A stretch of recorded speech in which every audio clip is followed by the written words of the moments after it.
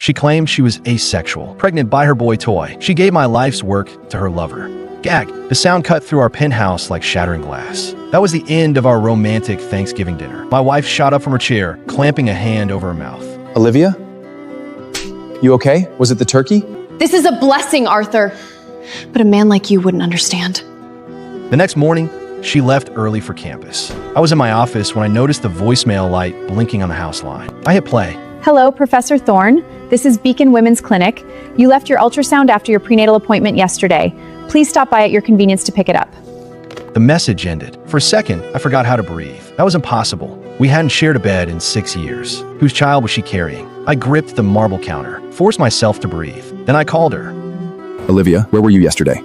The clinic left a voicemail about an ultrasound. Dead silence on the line, then a light laugh. Oh, that. One of my students had an accidental pregnancy. I just went with her for support. Seriously, Arthur? You know I'm asexual? Are you really questioning me right now? She hung up, but after 6 years of marriage, I knew exactly what her lies sounded like. Without missing a beat, I hit redial on the house line. Can you confirm that ultrasound to Olivia Thorne? Yes, it's registered to Olivia Thorne.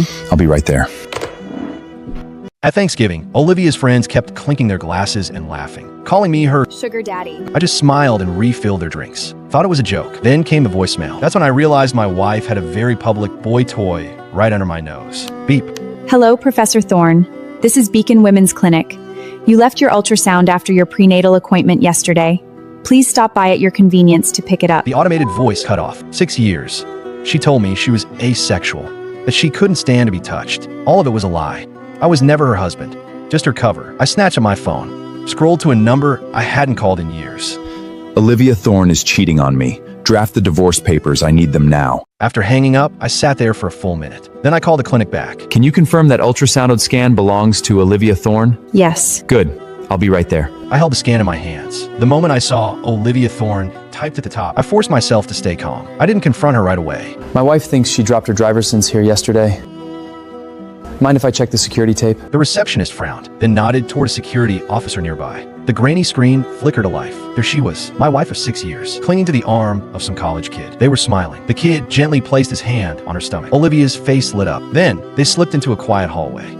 She pulled him close and kissed him hungrily. Something sharp tore through my chest. I'd spent years convincing myself her distance wasn't personal, that love could exist without touch. Turned out she'd saved all that warmth for someone else. The guard paused the video and looked at me with pity. Rough day, buddy. I shook my head, unable to speak. My eyes were glued to the screen, to the kid's wrist. A custom, emerald-encrusted Patek Philippe, engraved with Olivia's initials. I had it made for our wedding. Custom, one of kind, and now it was on her boy toy's wrist. I slipped several $100 bills into the guard's hand. Copy the footage. Now. The penthouse was quiet when I got back. I collapsed onto the sofa. I sat there for what felt like hours, trying to reconcile the woman in that footage with the woman I'd married. Then my eyes landed on a folder. Almost without thinking, I opened it, and there he was, Chris Dalton, the kid from the clinic. I snapped a photo of his file, then forwarded it to my private investigator, along with the clinic footage. Find every dollar she spent in the last 12 months. Every transfer, every account. Understood, Mr. Sterling. He called back within the hour. Mr. Sterling, her paper trail is sloppy. I'll have the full report in your inbox by tomorrow morning. But brace yourself, sir. Just as I hung up, my phone rang again. Olivia. I took a deep breath, pushed down the anger, and answered. Hey, honey. Something came up at the lab. I can't make it home tonight. I'll make it up to you tomorrow. How about your favorite pasta? That sweet, loving tone. It used to be my anchor. Now it made my skin crawl. Sounds perfect. Actually, I'm preparing a huge surprise for you too.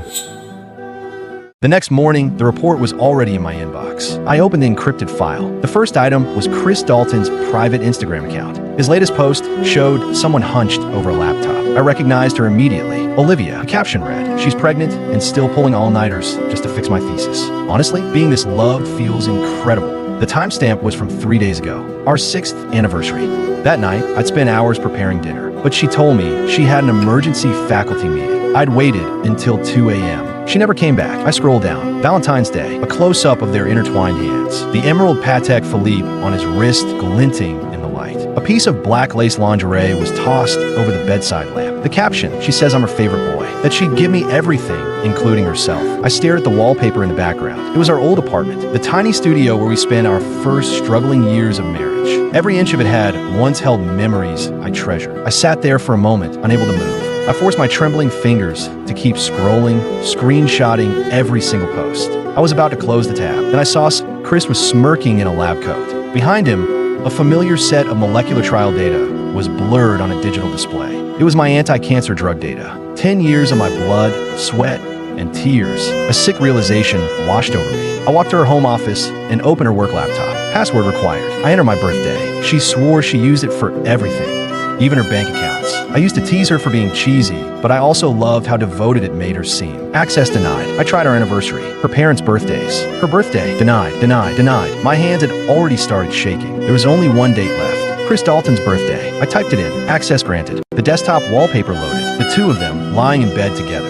I ignored the sting in my chest and clicked into her research folders. There it was, my life's work, my patent application. But the lead author was Chris Dalton. Months ago, she begged me to share my raw data, said she wanted to learn my methodology. I trusted her blindly and sent her everything. She handed him my life's work to build his future and torch mine. I copied the entire hard drive to a secure cloud server, then shut the laptop. She'd promised to love me forever. She'd sworn to me that academic fraud disgusted her. Turned out forever had an expiration date. She didn't just want to break my heart, she wanted to bury me. She wanted to leave me with nothing. But you forgot one crucial detail, my dear wife. That patent research is incomplete. It's full of fatal, unresolved flaws. Go ahead and take it. Every flaw, every crack. When it all falls apart, it'll be your name on the wreckage. That night, Olivia came home carrying a takeout bag. Playful smile.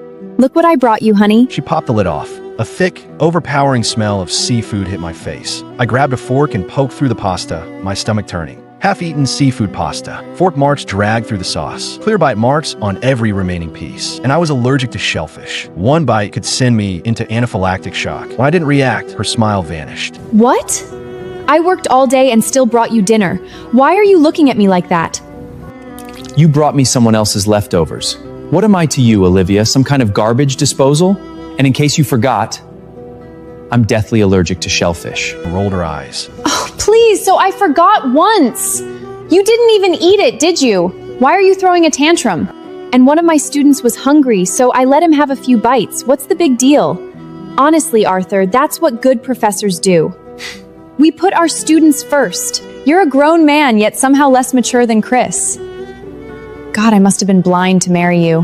Before I could answer, she swept the container off the table. It crashed against the floor. Thick cream sauce splattered all over my shirt. She didn't even look back, just grabbed her bag and stormed out. The front door slammed hard enough to shake the walls. She stayed out all night. Again. The next morning, my private investigator texted me. Mr. Sterling, Boston University's auditorium is hosting a press conference. It involves Chris Dalton. You want to see this? He drove over instantly. The grand auditorium was packed. I slipped into a seat in the back row. Up on stage, Chris and Olivia stood shoulder to shoulder, looking like a power couple. The massive screen behind them displayed the title of a breakthrough anti-cancer patent. My patent. Chris soaked up the camera flashes, radiating smug confidence. He talked smoothly about his late nights in the lab, analyzing data. Data that Olivia had coaxed out of me while pretending to take an interest in my work. So this had been planned for a long time. She'd been feeding him my research piece by piece, paving his way to the top. Suddenly, a commanding voice cut through the applause. It was the Dean of Medicine, my old mentor, and Olivia's too. Mr. Dalton, remarkable work, especially for a grad student. But if memory serves, this exact anti-cancer pathway was being developed by your professor's husband, Arthur Sterling. Did you perhaps receive his help? The question was polite, but the implication was deadly. The auditorium fell dead silent. He wasn't smart enough to handle this, but Olivia smoothly grabbed the microphone. I know you've always looked out for your own, Dean Caldwell. Arthur tried his best. But ambition doesn't always equal ability. He abandoned the project years ago because it exceeded his limitations. Chris is different. He's a prodigy. He finished what my husband couldn't. This is his work, period. The crowd erupted into applause again. My stomach dropped. She was publicly tearing me apart just to put her boy toy on a pedestal. With Olivia backing him up, his professor and my wife, the crowd ate it up. A sheer genius! Boston University's pride! Mr. Dalton, our firm wants to fast-track this. Millions in funding, equity, name your price. Reporters swarmed the stage, shoving microphones in his face. Chris bowed, drinking in his stolen glory. That's when I stood up. Then perhaps Mr. Dalton can answer a simple question. Page 30, line 5. How would you resolve the phase 3 instability variable? Because if you can't answer that, this patent isn't worth the paper it's printed on. The auditorium exploded into whispers. Every camera pivoted to me. On stage, the color completely drained from Olivia's face. The chaotic auditorium fell silent. Arthur? What are you doing here? I stared her down, my eyes like ice. If I wasn't here, I would have missed the show. I kept my eyes locked on Chris. Well, Mr. Dalton, go ahead. Page 30, line 5. Explain the solution. Under my intense gaze, Chris turned ghost white. Sweat soaked through his tailored dress shirt. Of course he didn't know.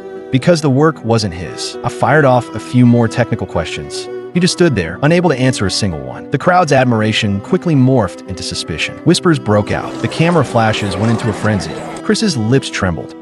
No, Professor, help me. He tripped over the word, but in a room full of bloodthirsty journalists, that was enough. Wait, did you just call Professor Thornton babe? Mr. Dalton, the internet just uncovered a private Instagram account. Is she the Professor Ba you posted about? You can't answer Mr. Sterling's questions. Is this even your research, Mr. Dalton? The questions hit him from every angle. Chris swayed on his feet, looking like he was about to pass out. Enough! She threw herself in front of Chris, her elegant, intellectual facade completely shattered. We are taking no further questions. Arthur, Chris is young. You ambushed him in front of everyone. Of course he's nervous. Are you that threatened by someone more talented than you? You are truly despicable. She marched down the steps, stormed right up to me, and grabbed my shoulder. Fix this right now. Tell them you're wrong, or I swear to God, Arthur, I'll divorce you. I almost laughed out loud. In her eyes, I was still so desperately in love with her that divorce was the worst punishment she could possibly imagine. But a threat only lands if the other person still cares. And I didn't. I shoved her off me, my eyes cold as stone. Good. Let's get a divorce. You really thought I didn't know? Ignoring Olivia's ashen face, I turned straight to the flashing cameras. Of course Chris Dalton can't answer. Because that research is mine. The auditorium exploded into chaos. A few of Olivia's investor cronies jumped up to defend her. That's ridiculous. Professor Thorne confirmed it's his work. You can't just use your seniority to bully a young researcher. Give the kid a break. I swept my gaze over them and laughed. You want proof? Then let's do this properly. I took long, confident strides up the stage steps, plugged a drive into the main console. The giant screen flickered. Then my original research drafts appeared. Beside them, the edit logs, clearly showing Olivia's account overriding my name with his. I grabbed the mic and pointed out every single fatal flaw in the data. And with every sentence, the truth became impossible to deny. Those investors shrank back into their seats. God, she has no shame. The way she talked about her own husband earlier, I knew something was off. Even if it was his work, why humiliate her husband like that? And wasn't Dean Caldwell her PhD advisor? The disrespect is unreal. Wait, so were those reporters right? Is she actually sleeping with her own student? The whispers grew louder. Chris and Olivia's faces turned a sickening shade of gray. Security! Arthur Sterling wasn't invited. Throw him out right now. The nearest security officer barely moved. Instead, he looked at her with open confusion. Mr. Sterling is a university trustee, Professor Thorne. Given his funding and academic contributions, he has a standing invitation to all university events. All the blood rushed from Olivia's face. She stared at me, her eyes wide with shock. You have that kind of money? And academic contributions? What contributions? I let out a heavy sigh. I never hid anything from you, Olivia. You just made a habit of treating me like I was beneath you. Years ago, when we were both graduate students at Boston University, I was the top of our class. Dean Caldwell had privately earmarked me for the tenure-track position. But Olivia cried in my arms and said it was her lifelong dream to be a professor. Loved her, so I stepped aside and let her take the recommendation. Then I took over my family as medical firm instead, and I never stopped researching. I published multiple papers in The Lancet. Every time I tried sharing victories with her, she just waved me off. I hadn't deceived her. She was just so used to belittling me that she took everything I gave her, the money, the lifestyle, completely for granted. A sudden flash of realization hit her. Her face flushed red. She reached out, trying to grab my sleeve. You want to know why I came, Olivia? I'm here to return something you forgot to pick up. Your sonogram. The color vanished from her face. No! She lunged at the console to unplug it. The massive screen flashed again. Clinic surveillance footage played for the entire auditorium. Everyone knew about our strictly asexual marriage. In a split second, the entire room was staring at her with pure disgust. Chris collapsed onto the stage. No! It's fake! Don't look at it! Her elegant persona entirely destroyed. She lunged at me, trying to claw my face, but her panic only made it worse. The screen changed again. The tangled bed sheets, the hotel receipts, the private Instagram posts, ironclad proof. The journalists went into a feeding frenzy. Camera flashes strobed like lightning. The investors who had been kissing up to Chris just moments ago were backing away. You make me sick. We're pulling our funding immediately. Learn some basic ethics. Partnering with you is a lawsuit waiting to happen. Backstabbing your own husband? Take your lying boy toy and get out. Finally, the university president marched to the podium, his face dark with fury. Sleeping with a student. Massive academic fraud. Olivia Thorne, this is the last time anyone will ever call you professor. You have disgraced this university and forlifted your right to teach here. Effective immediately, your appointment is terminated. Do not set foot on this campus again. Get out of my university. That was the final nail in the coffin. The press went absolutely wild. Camera flashes lit up the auditorium, and half the reporters pulled out their phones to live stream the fallout. Is this what you wanted? To destroy us? To ruin our lives? What was I supposed to do? Stand by while you cheated on me? While you handed 10 years of my research to your lover? While you two erased my future and smiled for cameras? You tried to bury me first, Olivia. She choked on her own rage. You'll regret this! She spat out one final threat. Then she grabbed Chris by the collar, shielding his face, and dragged him toward the exit. The circus finally ended. Dean Caldwell slowly walked over to me and let out a long, heavy sigh. Seeing the red rims of his eyes, a knot tightened in my throat. I'm sorry, Professor. Did I go too far? She used to be one of us. He cut me off with a firm shake of his head. No, Arthur. You did exactly what you had to do. I've always said academic fraud needs to be crushed. You are the victim here. Of course you had to defend yourself. He sighed. That sigh wasn't about what you did.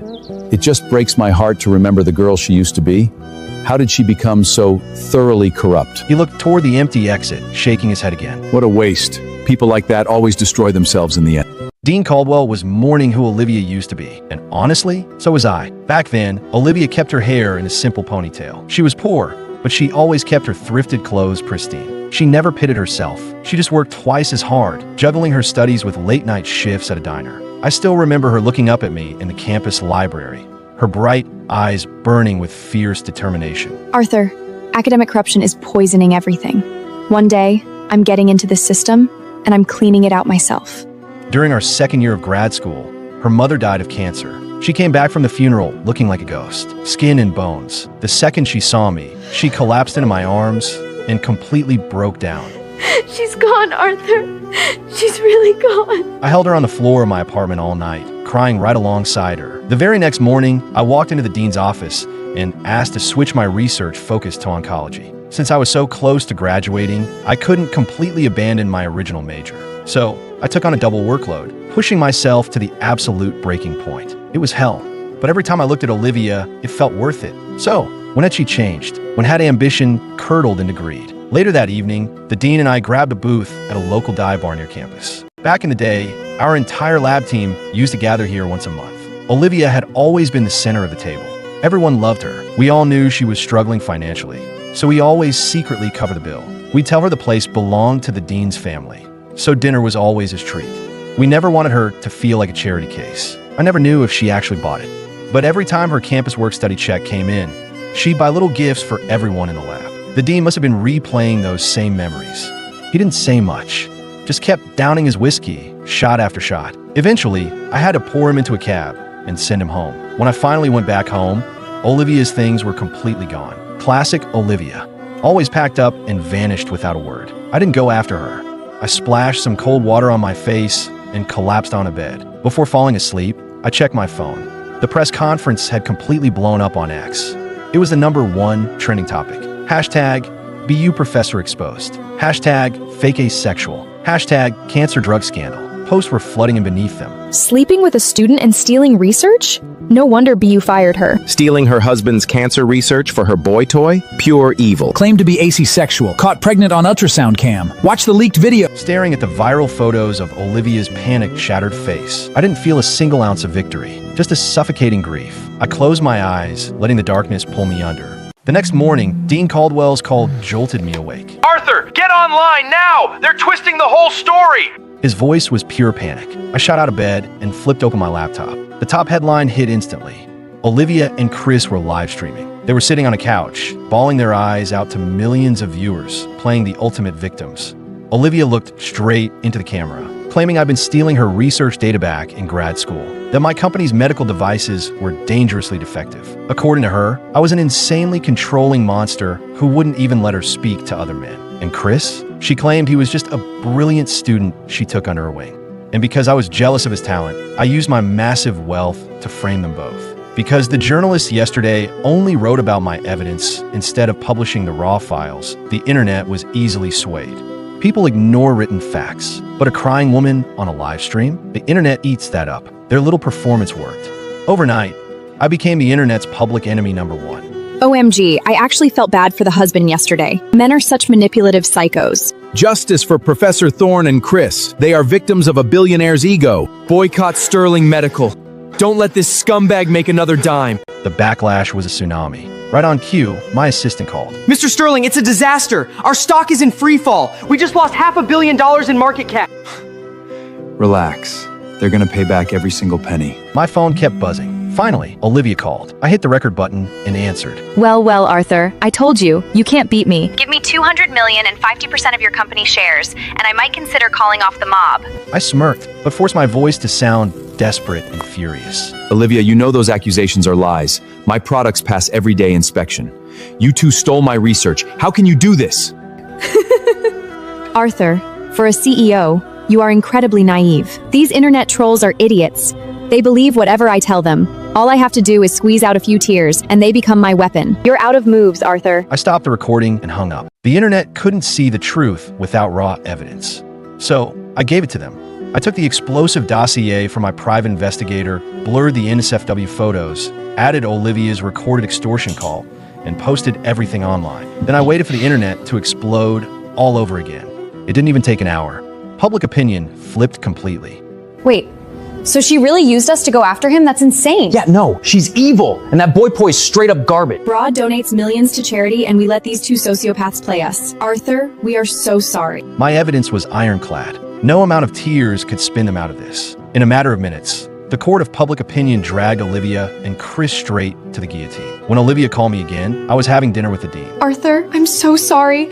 I was wrong. I made a terrible mistake. I got blinded by greed, but I still love you. Please pull the evidence. Don't divorce me. I sat there stunned. This was the first time I had ever heard her beg. Back then, she scraped by on student loans, surviving on marked-down sandwiches from the convenience store rather than ask anyone for help. Pride had always been the armor she wore, but now it was gone. She was begging on her knees, desperate to keep her hands on my money. Not happening, Olivia. I'll file for an at-fault divorce. You won't see a single penny. I hung up, blocking her number for good. The dean looked at me. You okay? I know how deeply you loved her. I shook my head, a bitter smile touching my lips. I'm fine. It's over. The moment she got pregnant by another man and tried to steal my life's work, whatever was left between us died.